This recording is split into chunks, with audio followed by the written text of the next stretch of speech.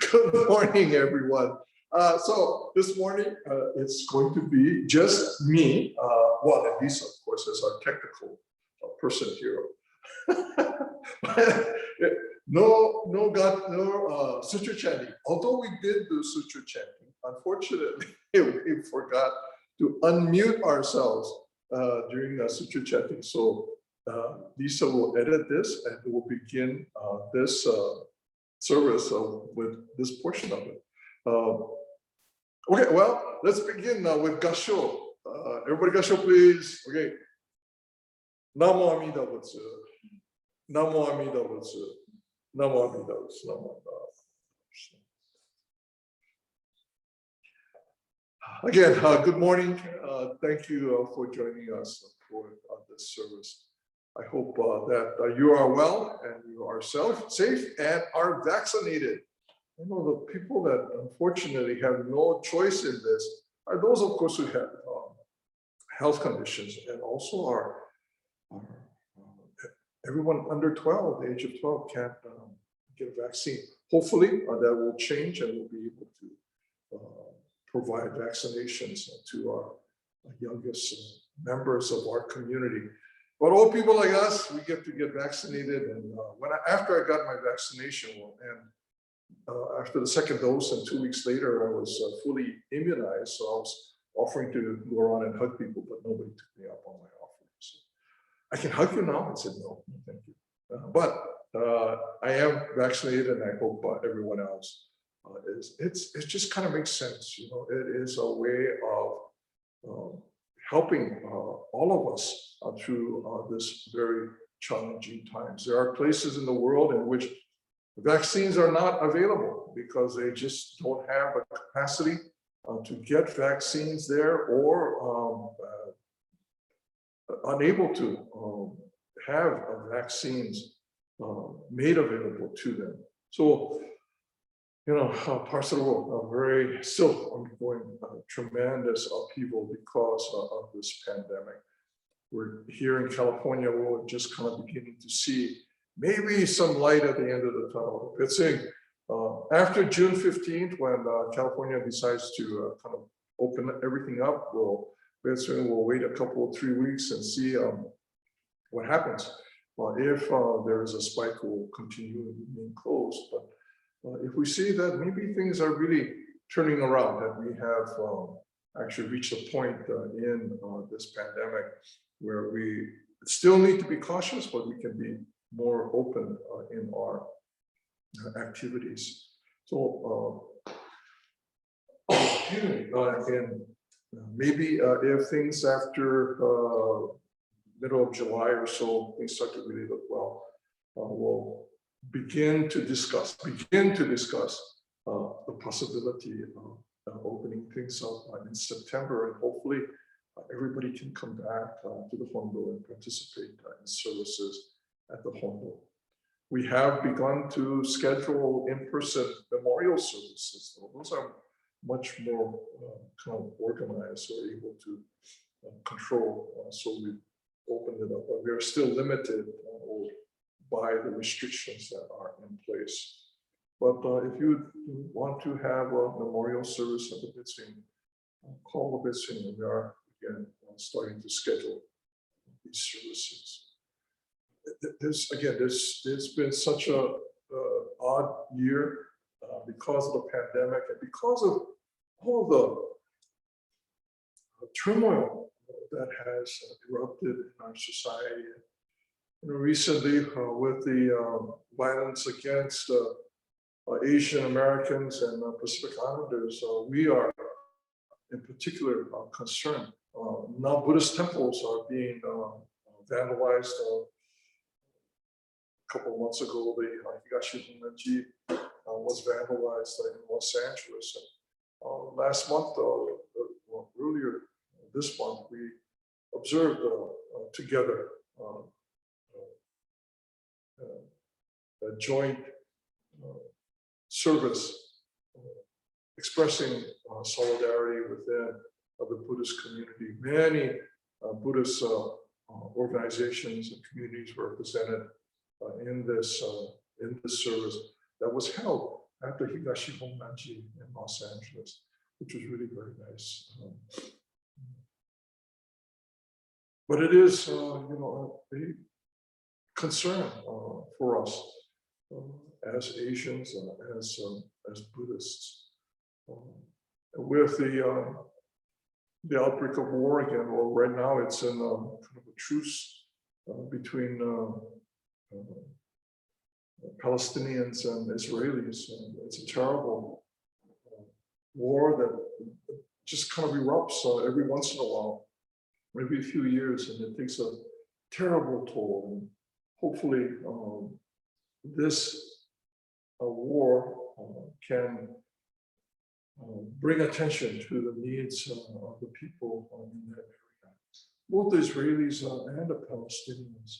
But because of that, there is growing anti-Semitic acts that are taking place now in America, acts that are of vandalism, of hate speech against Jews in our community, which is something that they've had to kind of contend with for a very long time, not just in these past few weeks, but because of what is taking place in the Middle East.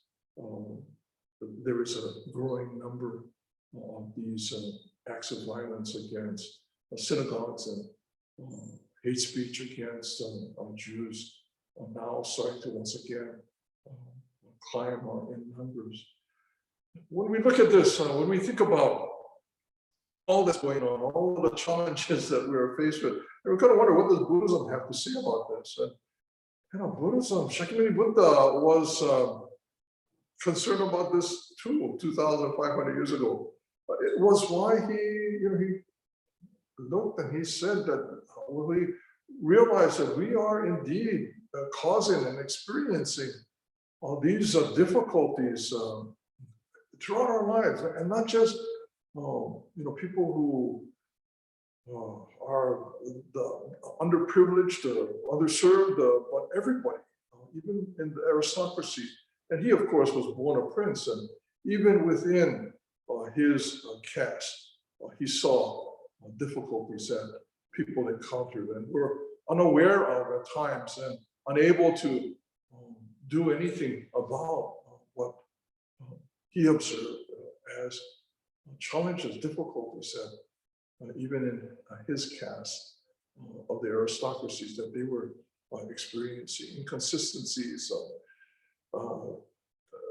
behavior that was contrary to the well-being of everyone involved. And so Shakyamuni Buddha, his enlightenment is a response to those difficulties, the challenges that we face as human beings. No single sector or part of the community can resolve its differences or difficulties and forget about the rest of the community. Everybody is connected. Everyone is deeply connected with one another. And unless we can begin to look at the problems that we experience as a problem that we all are a part of, that we all share in, the resolution of those difficulties would be not attainable. We're continuing to encounter these kinds of disruptions in our community of humans. We will constantly have occasions where we see the other as being unrecognizable, as not human, and therefore they need to be ignored or removed. And when we cannot see the other as ourselves, there will be little opportunity to resolve the difficulties. The second of the Four Noble Truths is the cause of the sufferings that we experience, the difficulties that we experience. And that second of the Four Noble Truths simply states that we see the world through our preferences, our likes and dislikes. And because of that, we separate the world out. What I like and what I don't like, who I like, who I don't like, and we separate the world out, and offers opportunities for difficulties to arise.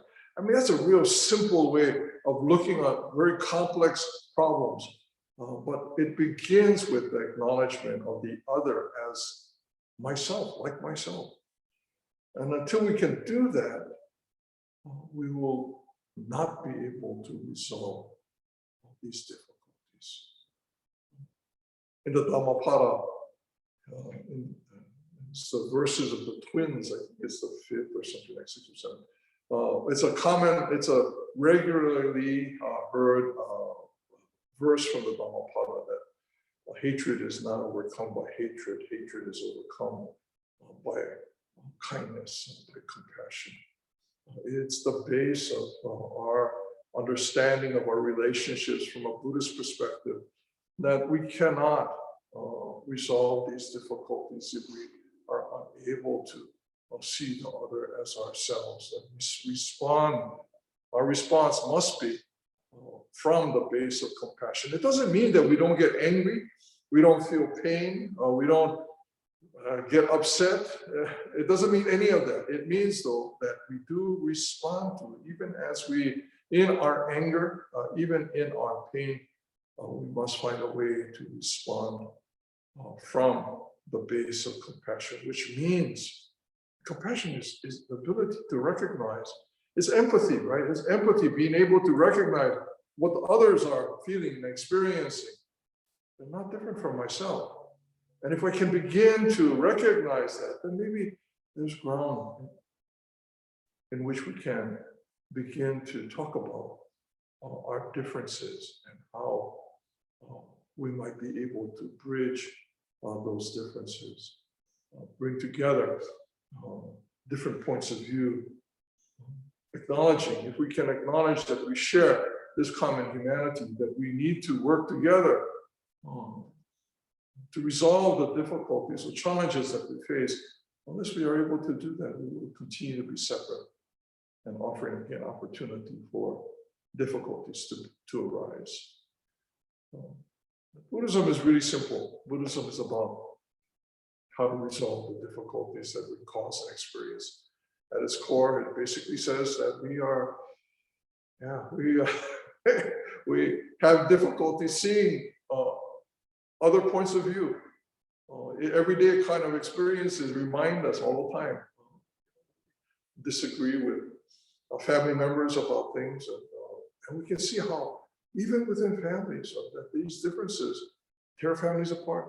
They don't speak to each other for decades, and until they're ready to talk with one another as family, as human beings, that those differences will continue to separate, keep them apart.